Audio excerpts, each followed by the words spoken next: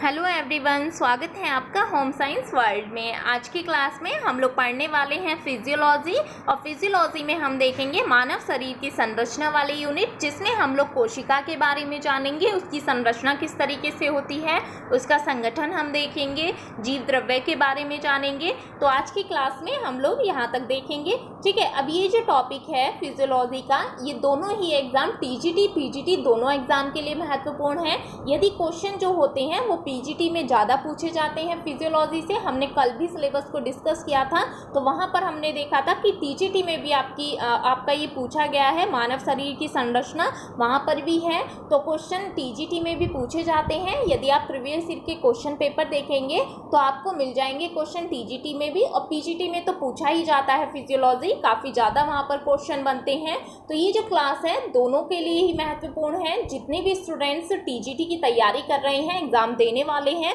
उनके लिए भी क्लास महत्वपूर्ण हो जाती है।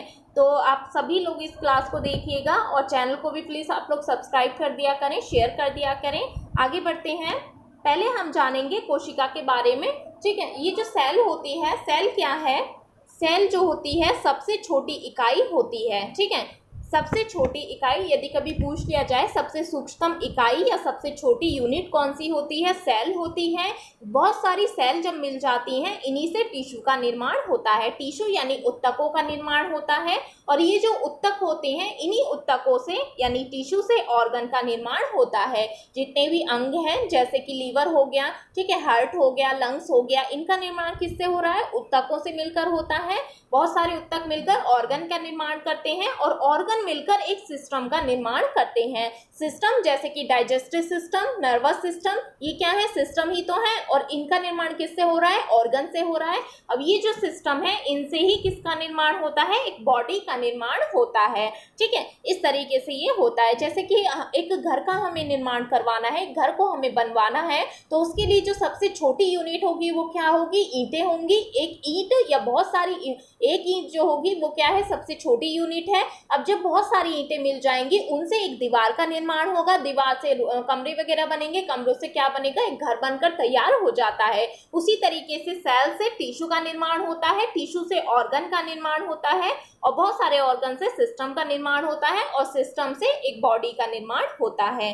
तो इस तरीके से आपका ये क्वेश्चन पूछ लिया जाता है कि सबसे शरीर की जो सूक्ष्मतम इकाई है या सबसे छोटी यूनिट है वो कौन सी है? कोशिका होती है, यानी सेल होती है। कई बार क्वेश्चन पूछा गया है। ये जो कोशिका होती है, इसमें स्वतः पुनर्निर्माण करने की क्षमता भी होती है। आगे जानते हैं। देखिए, ये जो कोशिका है, सेल है, ये बुनियादी संरचनात्मक, कार्यात्मक और जैविक इकाई होती है।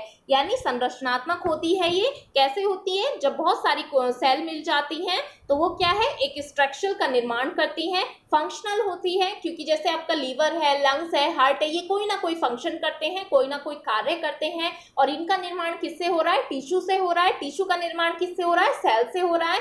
तो ये क्या काम कर रहे हैं? कार्यात्मक भी होती है, यानी कोशिका जो होती है फंक्शनल भी होती है, बायोलॉजिकल यूनिट होती है, जैविक इकाई होती है। देखिए, जिसमें भी लाइफ है उसमें क्या है? कोशिका है। लाइफ किसमें है? पौधे में भी क्या है? लाइफ है, उसमें कोशिका पाई जाती है। जंतुओं में क्या है? लाइफ है, उसमें भी आपको कोशिका मिलेगी। ह्यूमन में क्या है? लाइफ है, उसमें भी कोशिका होती है। तो ये क्या है? बायोलॉजिकल यूनिट भी होती है। आगे जानते हैं। जो कोशिका है, इसकी जो स्टडी होती है या कोशिका विज्ञान जो होता है, इसको क्या कहा जाता है? तो देखिए, जो कोशिका विज्ञान है, इसको साइटोलॉजी कहा जाता है, या फिर सेल बायोलॉजी से कहा जाता है, ठीक है। कोशिका की जो स्टडी है, इसे क्या कहा जाता है? साइटोलॉजी कहा जाता है। इसकी जो खोज थी, कोशिका की जो खोज है, वो किसने की है? खोजकर्ता पूछा जाता है, कई बार क्वेश्चन बना है। तो रॉबर्ट हुक ने इसकी खोज की थी। कब की थी? 1665 में की थी। ये भी आपको याद रखना है, क्योंकि क्वेश्चन इस तरीके से भी पूछ सकता है कि कोशिका की खोज कब हुई थी? तो 1665 में हुई थी। और किसने की थी? रॉबर्ट हुक ने की थी। अब ये जो रॉबर्ट हुक थे, इन्होंने जो कोशिका की खोज की सर्वप्रथम वो कॉर्क में की। अब ये कॉर्क क्या है? कॉर्क एक लकड़ी होती है जो कि पादप से प्राप्त होती है। अब ये जो कोशिका की खोज इन्होंने की थी रॉबर्ट हुक ने, ये एक मृत कोशिका थी, यानी इन्होंने मृत कोशिका की खोज की थी रॉबर्ट हुक ने। अब आपने देखा कि मृत कोशिका की खोज रॉबर्ट हुक ने की, तो जीवित कोशिका की खोज किसने की? तो जीवित कोशिका जो थी उनकी खोज किसने की? लीeuwenhoek ने की। और कब की? 1674 में की। यदि क्वेश्चन पूछा जाए कि कोशिका की खोज किसने की या फादर ऑफ साइटोलॉजी यानी कि जो कोशिका है इसका जनक किसे कहा जाता है, और कोशिका की खोज किसने की या फिर मृत कोशिका की खोज किसने की, तो आपको रॉबर्ट हुक ही वहां पर लगाना है। यदि पूछ लिया जाए मृत कोशिका की खोज, जीवित कोशिका की खोज किसने की, तो जीवित कोशिका की खोज लीeuwenhoek ने की थी। अब ये जो लीeuwenhoek है इन्हें father of microscopy and microbiology भी इन्हें कहा जाता है, ठीक है।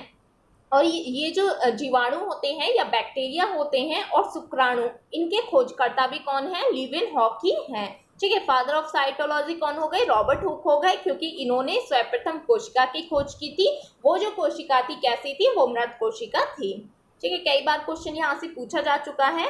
अब आगे जानते हैं कोशिका के बारे में कुछ चीजें। ये जो कोशिका होती है, यदि आपसे पूछ लिया जाए सबसे बड़ी कोशिका कौन सी है? शुतुरमुर्ग का अंडाणु, ये क्या है? सबसे बड़ी कोशिका है। सबसे लंबी कोशिका कौन सी होती है? तंत्रिका की कोशिका। और सबसे छोटी कोशिका कौन सी होती है? माइकोप्लाज्मा की होती है, ठीक है। सबसे बड़ी कोशिका शुतुरमुर्ग का अंडाणु, सबसे छोटी कोशिका माइकोप्लाज्मा और सबसे लंबी कोशिका तंत्रिका कोशिका होती है। आगे जानते हैं, यदि मनुष्य में आपसे पूछ लिया जाए कि मनुष्य में सबसे बड़ी कोशिका कौन सी होती है, तो महिलाओं में अंडाणु जो होता है ये सबसे बड़ी कोशिका होती है, ठीक है। ये क्या है? सबसे बड़ी कोशिका है अंडाणु। और यदि पूछ लिया जाए सबसे छोटी कोशिका कौन सी होती है, तो शुक्राणु जो होते हैं ये सबसे छोटी कोशिका होती है। ये बात की हमने मनुष्य में। आगे हम बात करते हैं कि कोशिका जो होती है वो दो टाइप की होती है। देखिए यहाँ पर सिर्फ हम उन्हीं बातों को देखेंगे, यहाँ पर वही डिस्कस किया जाएगा जो कि आपके एग्जाम में पूछे जाते हैं जहाँ से क्वेश्चन। यदि ऐसा कुछ छूट भी जाएगा तो वो हम कहाँ पर देख लेंगे? जब हम MCQ कराएंगे तो वहां पर उसको वहां पर कर लेंगे, ठीक है। अभी हम देख लेते हैं कोशिका जो है ये कितने टाइप की है? दो टाइप की होती है। कौन कौन सी होती है?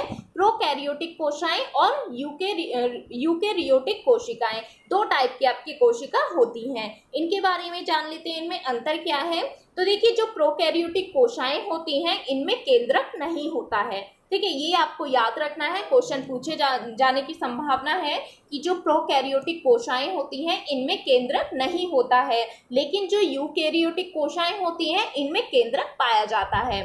और क्या इनमें अंतर होता है? तो देखिए जो प्रोकैरियोटिक है, अब ये कौन सी कोशिकाएं होती हैं? जैसे कि बैक्टीरिया, ठीक है, जीवाणु हो गया, ऑर्किया हो गया और हरी नीले शैवाल, ये जो होते हैं तीनों, इनमें कौन सी कोशिकाएं होती हैं? इन तीनों में प्रोकैरियोटिक कोशिकाएं होती हैं और इनमें केंद्रक नहीं पाया जाता है। क्वेश्चन पूछ लिया जाए कि बैक्टीरिया, ऑर्किया, हरे नीले शैवाल, इनमें केंद्रक नहीं होता है और ये प्रोकैरियोटिक के उदाहरण होते हैं। बाकी इन तीन को छोड़कर जो सभी हैं वो किस में आ जाते हैं? यूकेरियोटिक कोशिकाओं में वो आ जाते हैं। इनमें क्या है? इनमें केंद्रक होता है। अब यूकेरियोटिक कोशिकाएं कौन सी होती हैं? जैसे प्रोटोजोआ हो गया, कवक हो गया, पौधे हो गए, जानवर हो गए, सभी में कौन सी कोशिकाएं हैं? तो इन सभी में यूकेरियोटिक कोशिकाएं होती हैं, इनमें केंद्रक उपस्थित होता है।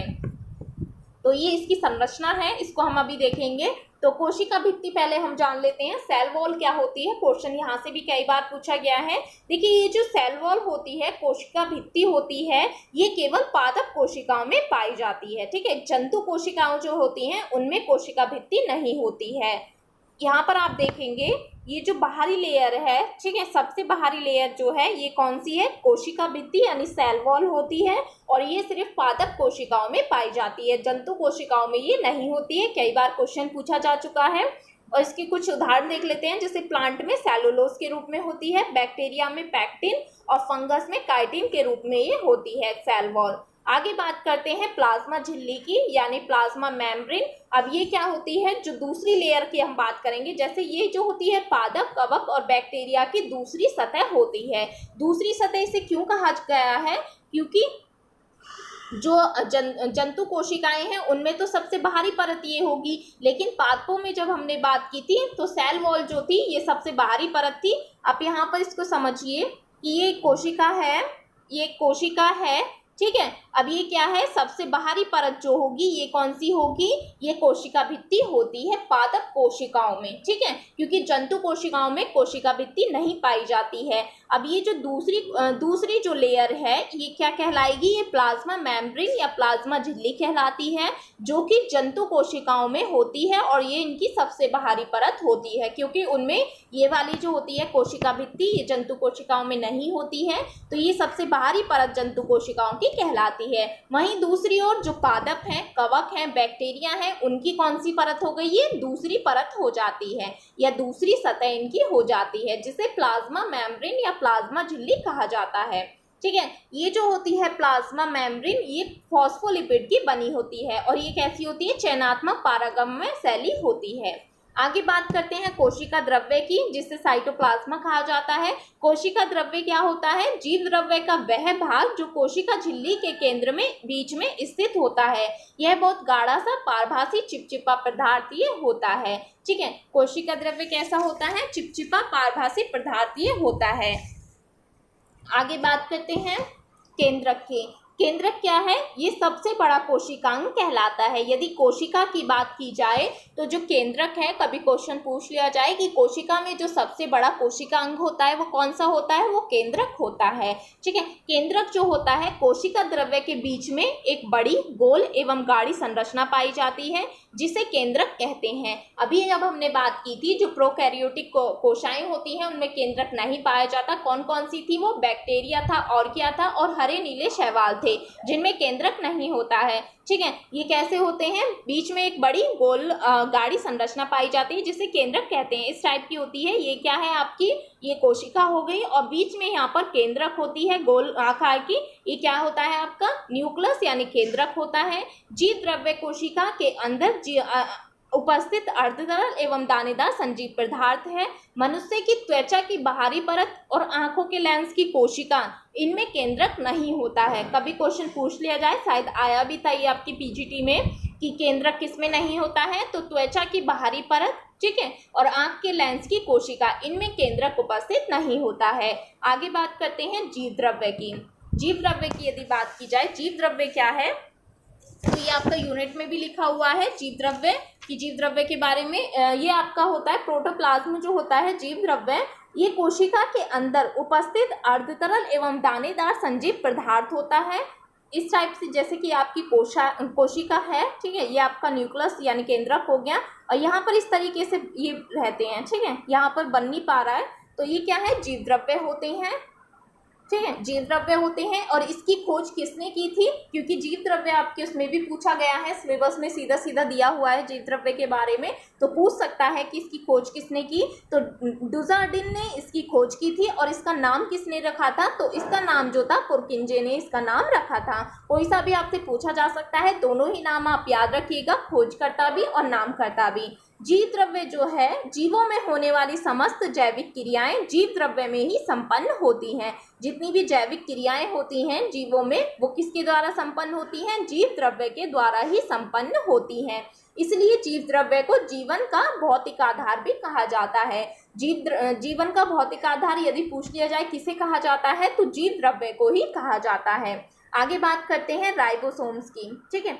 राइबोसोम्स क्या है, इसकी यदि खोजकर्ता यदि पूछ लिया जाए तो जियोर्जे प्लाडे इसके खोजकर्ता हैं। 1955 में इसकी खोज हुई थी। और ये क्या होता है, राइबोसोम्स, इसे प्रोटीन संश्लेषण के केंद्र होते हैं, ठीक है, प्रोटीन संश्लेषण के केंद्र होते हैं। और इसे क्या कहा जाता है, प्रोटीन का कारखाना भी कहा जाता है, फैक्ट्री भी कहा जाता है प्रोटीन की, ठीक है। कोशिका का इंजन भी इसे कहा जाता है। क्वेश्चन कभी पूछ ले कि कोशिका का इंजन क्या है, तो राइबोसोम्स होते हैं। प्रोटीन का कारखाना क्या है, राइबोसोम्स है। प्रोटीन की फैक्ट्री क्या है, राइबोसोम्स है, ठीक है। और इसकी खोज किसने की थी, जियोर्जो प्लाडे ने इसकी खोज की थी 1955 में। और इसे कोशिका का इंजन कहा जाता है। ये किससे निर्मित होता है, आरएनए प्लस प्रोटीन से ये निर्मित होता है राइबोसोम्स, ठीक है। आगे बात करते हैं, ये कैसा होता है, तो अंतःप्रद्रव्य नलिका की झिल्लियों की सतह पर ये उपस्थित होते हैं या फिर साइटोप्लाज्म में ये बिखरे होते हैं। राइबोसोम्स का मुख्य कार्य क्या है, अमीनो अम्ल के द्वारा प्रोटीन का संश्लेषण करना, ठीक है। अमीनो अम्ल के द्वारा प्रोटीन का संश्लेषण करना इनका मुख्य कार्य होता है। सबसे छोटा कोशिकांग राइबोसोम्स ही होता है। ठीक है, सबसे बड़ा कोशिकांग हमने देखा था कौन सा था, केंद्रक था। और सबसे छोटा कोशिकांग यदि पूछ लिया जाए तो राइबोसोम सबसे छोटा कोशिकांग होता है। आगे बात करते हैं माइटोकॉन्ड्रिया की। यहाँ पर सिर्फ हम उन्हीं चीज़ों को देखेंगे जहाँ से आपके क्वेश्चन बनते हैं। यदि कुछ छूट जाएगा तो वो हम एमसीक्यू में आपको करा देंगे। ठीक है, माइटोकॉन्ड्रिया जो है इसके खोजकर्ता कौन है, अल्टमान है। ठीक है, 1886 में। माइटोकॉन्ड्रिया से भी बहुत क्वेश्चन आपके पूछे गए हैं। इसका खोजकर्ता आपसे पूछ सकता है और इसका नाम किसने दिया ये भी आपसे पूछा जा सकता है। ठीक है, अल्टमान जो है 1886 में इसकी खोजकर्ता कहलाए। और नामकर्ता जिन्होंने माइटोकॉन्ड्रिया नाम दिया, सी बेंडा ने इसका नाम माइटोकॉन्ड्रिया दिया। ठीक है, अब ये जो माइटोकॉन्ड्रिया है इसे क्या कहा जाता है, कोशिका का शक्ति गृह यदि पूछ लिया जाए तो क्या है, कोशिका का शक्ति गृह माइटोकॉन्ड्रिया को कहा जाता है। श्वसन का केंद्र क्या है, माइटोकॉन्ड्रिया है। ये आपको याद रखना है।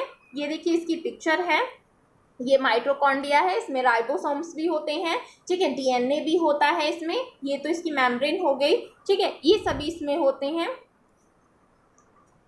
आगे बात करते हैं इसमें क्रेब्स चक्र जब हम पढ़ते हैं, ठीक है, वो पाया जाता है किसमें, माइटोकॉन्ड्रिया में पाया जाता है। सर्वाधिक एंजाइम इसमें होते हैं। सबसे ज़्यादा जो एंजाइम पाए जाते हैं वो माइटोकॉन्ड्रिया में ही पाए जाते हैं। ऊर्जायुक्त कार्बनिक पदार्थ का ऑक्सीकरण माइटोकॉन्ड्रिया में ही होता है। ठीक है, जो ऊर्जायुक्त कार्बनिक पदार्थ होते हैं उनका जो ऑक्सीकरण होता है वो कहाँ पर संपन्न होता है, माइटोकॉन्ड्रिया में ही होता है, जिससे काफ़ी मात्रा में ऊर्जा की प्राप्ति होती है। जो हमें एनर्जी मिलती है कार्बनिक पदार्थों से, उनका ऑक्सीकरण माइटोकॉन्ड्रिया में होता है और वहीं से हमें एनर्जी यानी कि ऊर्जा की प्राप्ति होती है। इसीलिए इसे क्या कहा गया है, इसीलिए इसे शक्ति गृह कहा गया है। पावर हाउस इसे कहा जाता है। ठीक है, क्या कहा जाता है, पावर हाउस इसे कहा जाता है। क्वेश्चन कभी पूछ लिया जाए पावर हाउस कौन सा होता है तो माइटोकॉन्ड्रिया होता है, शक्ति गृह। ठीक है, दोनों ही आप नाम याद रखिएगा, कभी कभी ऐसे कंफ्यूजन हो जाती है। ठीक है, हिंदी इंग्लिश दोनों का आप याद रखिएगा। माइटोकॉन्ड्रिया जो होते हैं बैक्टीरिया तथा हरे नीले शैवाल की कोशिकाओं को छोड़कर सभी जीव जंतुओं में ये पाए जाते हैं। क्वेश्चन ऐसे पूछे जाते हैं कि माइटोकॉन्ड्रिया किस में उपस्थित होता है, किस में नहीं होता है। तो देखिए जो बैक्टीरिया है, ठीक है, जितने भी जीवाणु हैं और हरे नीले शैवाल हैं, इनकी कोशिकाओं को छोड़कर सभी जीवित जंतुओं पौधों में ये पाया जाता है माइटोकॉन्ड्रिया। याद रह जाएगा आपको। ठीक है, दूसरा है लाइसोसोम्स। लाइसोसोम्स क्या होता है, इसकी खोज किसने की थी, तो डी डुवे ने इसकी खोज की थी। डी डुवे ने इसकी खोज की थी और ये अधिकतर जंतु कोशिकाओं के मुख्य रूप से एंजाइम अभिक्रिया करने वाली कोशिकाएं जैसे कि अग्नाशय, यकृत, मस्तिष्क, थायराइड तथा गुर्दे आदि में पाया जाता है। कहाँ पाए जाते हैं लाइसोसोम्स, सबसे ज्यादा अग्नाशय, यकृत, मस्तिष्क, थायराइड, गुर्दे आदि में पाए जाते हैं। और इसे क्या कहा जाता है, जो लाइसोसोम्स है इसे आत्मघाती थैली यानी कि सुसाइड बैग इसे कहा जाता है। क्वेश्चन इस टाइप से बहुत बार पूछे जाते हैं, बहुत सारे एग्जाम में आपको देखने के लिए मिल जाएगा कि आत्मघाती थैली किसे कहा जाता है, सुसाइड बैग किसे कहा जाता है, तो लाइसोसोम्स को कहा जाता है। आगे बात करते हैं और इसे क्या कहा जाता है, इसे डिस्पोजल बैग यानी निपटान थैला इसे कहा जाता है। एटम बम इसे कहा जाता है। सफाई कर्मचारी यानी क्लीनर्स इसे कहा जाता है। तो ये इसके नाम दिए गए हैं। पुरानी रक्त कोशिकाएं इसमें नष्ट हो जाती हैं लाइसोसोम्स के कारण। ठीक है, कारण कोशिकांग नष्ट होकर कैंसर के निर्माण में मदद करता है। कौन करता है, लाइसोसोम्स। यदि पूछ लिया जाए कौन सा कोशिकांग नष्ट होकर कैंसर के निर्माण में मदद करता है तो लाइसोसोम्स नष्ट होकर कोशिका कैंसर के निर्माण में ये मदद करता है। आगे बात करते हैं गोल्जी बॉडी की, गोल्जी काय की बात करते हैं। तो इसकी खोज किसने की थी, तो इसकी खोज कैमिलो गोल्जी ने की थी। किसने की थी, कैमिलो गोल्जी ने इसकी खोज की थी। गोल्जी काय को लाइटोकॉन्ड्रिया भी कहा जाता है। ये जो होते हैं ये हरे नीले शैवालों, जीवाणु तथा माइक्रोप्लाज्मा को छोड़कर अन्य सभी जीवधारियों की कोशिकाओं में ये मिलते हैं। किस किस को छोड़कर, नीले हरे शैवालों को, जीवाणुओं को और माइक्रोप्लाज्मा, इन तीन को छोड़कर सभी में ये पाया जाता है। क्या पाया जाता है, गोल्जी काय बॉडी। ठीक है, विभिन्न पदार्थों मुख्यतः एंजाइम का स्त्रावण करना गोल्जी का एक महत्वपूर्ण कार्य होता है। जितने भी एंजाइम जो होते हैं उनका जो सिक्रेशन होता है वो किसका कार्य है, वो गोल्जी का यानी गोल्जी बॉडी का वो कार्य होता है। आगे बात करते हैं, यहाँ पर ये प्लांट और एनिमल दोनों इसमें दिए गए हैं कोशिकाएं। तो जब हमने बात की थी जो प्लांट सेल है, पादप कोशिकाएं हैं, इनमें क्या पाया जाता है, कोशिका भित्ति इनमें होती है, ठीक है, कोशिका भित्ति इनमें पाई जाती है। लेकिन ये जो एनिमल हैं, जंतु कोशिकाएं हैं, इनमें क्या है, इनकी जो सबसे बाहरी परत होती है ये कौन सी होती है, प्लाज्मा झिल्ली होती है, ठीक है। प्लाज्मा झिल्ली दोनों में ही है, लेकिन सबसे बाहरी परत यदि एनिमल की पूछ लिया जाए, जंतु कोशिकाएं की पूछ लिया जाए तो प्लाज्मा झिल्ली होती है, और प्लांट की यदि पूछी जाए तो ये दूसरी सतह कहलाएगी कोशिका झिल्ली, ठीक है, प्लाज्मा मेम्ब्रेन। और जो बाहरी परत है इनकी कौन सी होती है, कोशिका भित्ति होती है, ठीक है। और क्या क्या पाया जाता है इनमें, राइजोसोम्स होते हैं, न्यूक्लियस होते हैं, ये तो आपको याद ही हो गया होगा, ठीक है। न्यूक्लियस क्या है, ये यहाँ पर जो आप संरचना देख रहे हैं ये क्या है, ये न्यूक्लियस की संरचना होती है, ठीक है। न्यूक्लियस होते हैं इनमें, और साइटोप्लाज्म इनमें होते हैं, और ये क्या है, ये माइटोकॉन्ड्रिया हो गया, ठीक है। इस तरीके से ये क्या है, पूरी ये कोशिका होती है। ये सभी हमने देख लिया, कोशिका की संरचना हमने देख ली। आगे हम बात करते हैं कुछ अन्य बातों की। तो देखिए, जो प्रोटीन की फैक्ट्री यदि पूछ लिया जाए किसे कहा जाता है, राइबोसोम्स को प्रोटीन की फैक्ट्री कहा जाता है। इस टाइप से भी क्वेश्चन होते हैं। कोशिका का विद्युत गृह पावर हाउस किसे कहा गया है, माइटोकॉन्ड्रिया को कहा गया है। कोशिका का किचन किसे कहा जाएगा, कोशिका का जो किचन है वो क्लोरोप्लास्ट को कहा जाता है। आत्महत्या की थैली किसे कहा गया है, लाइसोसोम्स को कहा गया है। सबसे बड़ी कोशिका कौन सी होती है, शुतुरमुर्ग का अंडा होता है, और सबसे लंबी तंत्रिका कोशिका हो गई। और सबसे छोटी कोशिका किसकी होती है, माइकोप्लाज्मा की होती है। आगे देखते हैं, कुछ बातें और जान लेते हैं। तो देखिए, जो आरबीसी होती हैं इनमें केंद्रक नहीं पाया जाता है। और कहाँ नहीं पाया जाता है मनुष्य में, तो आंखों के जो लेंस होते हैं उनमें नहीं पाया जाता है। त्वचा की बाहरी सतह जो होती है उसमें केंद्रक नहीं पाया जाता है। और किस में नहीं होता है, आरबीसी में नहीं होता है। ये तीनों चीजें आपको याद रखनी है। वनस्पति कोशिका तथा जंतु कोशिका में समान रूप से क्या पाया जाता है, केंद्रक और जीव द्रव्य पाया जाता है, ठीक है। अभी हमने देखा कि जो केंद्रक है और जीव द्रव्य है ये दोनों में ही समान रूप से पाया जाता है, चाहे वो वनस्पति कोशिका हो या जंतु कोशिका हो। क्वेश्चन ये पूछा गया है पीजीटी में। अब दो चीजें और आप देखिएगा कि जो एटीपी एडीपी जो है इनकी फुल फॉर्म यहाँ पर देख लीजिए, पूछी जाती है। एटीपी क्या है, एडिनोसिन ट्राइफास्फेट, और एडीपी एडिनोसिन डाइफास्फेट, ये इसकी फुल फॉर्म हो गई। आगे बात करते हैं, जो कोशिका का सबसे महत्वपूर्ण भाग है वो क्या है, केंद्रक होता है। सबसे बड़ा कोशिकांग क्या है, केंद्रक है। सबसे महत्वपूर्ण कौन सा है, केंद्रक है। सबसे छोटा कोशिकांग कौन सा हो गया, राइजोसोम्स हो गया। तो ये चीजें आपको याद रखनी है। और केंद्रक कहाँ उपस्थित नहीं होता है, तो केंद्रक यदि दो तरीके की हमने कोशिकाएं पढ़ी थी, एक हमने पढ़ी थी प्रोकैरियोटिक, ठीक है, तो उनमें क्या था, जो बैक्टीरिया है और किया है उनमें क्या पाया जाता है, उनमें ये जो केंद्रक है ये नहीं होता है। हरे नीले शैवाल, बैक्टीरिया और क्या, इनमें ये जो केंद्रक है ये नहीं पाया जाता है, जो भी प्रोकैरियोटिक होती हैं। बाकी सभी में केंद्रक होता है, और बाकी सभी कौन सी हैं, यूकैरियोटिक कोशिकाएं होती हैं, ठीक है। आप तीन को याद रखेंगे तो आप अच्छे से ऐसे क्वेश्चन कर ले जाएंगे। केंद्रक कहाँ नहीं होगा, आरबीसी में केंद्रक नहीं पाया जाता, त्वचा की बाहरी सतह में नहीं होता, आंखों के लेंस में नहीं होता, यहाँ पर केंद्रक नहीं होता है, ठीक है। ये सारी चीजें आप याद रखिएगा। तो ये तो हमने देख लिया, जो कोशिका है, सेल है, उसके बारे में हमने जाना कि सेल होती क्या है, इसकी खोज किसने की, ठीक है, ये सारा कुछ हमने देखा। और कोशिका की संरचना संगठन हमने यहाँ पर देख लिया, जीव द्रव्य को हमने यहाँ पर पढ़ लिया। अब जो नेक्स्ट क्लास आपकी कल होगी उसमें हम लोग ऊतकों यानी टिश्यू के बारे में जानेंगे। इसी तरीके से आपकी क्लास आगे बढ़ती रहेगी। यदि किसी को कोई भी डाउट हो आप कमेंट सेक्शन में लिख दीजिएगा। बाकी अगर इसमें कुछ छूटेगा, मैं बार बार बोल रही हूँ कि वो हम एमसीक्यू में करवा देंगे, तो आप लोग परेशान नहीं होना है। आप लोगों को सारा कुछ आपको करा दिया जाएगा। जिस तरीके से क्वेश्चन बन रहे हैं, जब आपके इसके क्वेश्चन हम कराएंगे जो प्रीवियस ईयर के हैं उन क्वेश्चन को लेंगे और कुछ नए इसमें क्वेश्चन आपके ऐड हो जाएंगे, तब आप वहाँ पर देखिएगा, वहाँ पर हम व्याख्या में उनको करा दिया जाएगा, ठीक है। Thank you.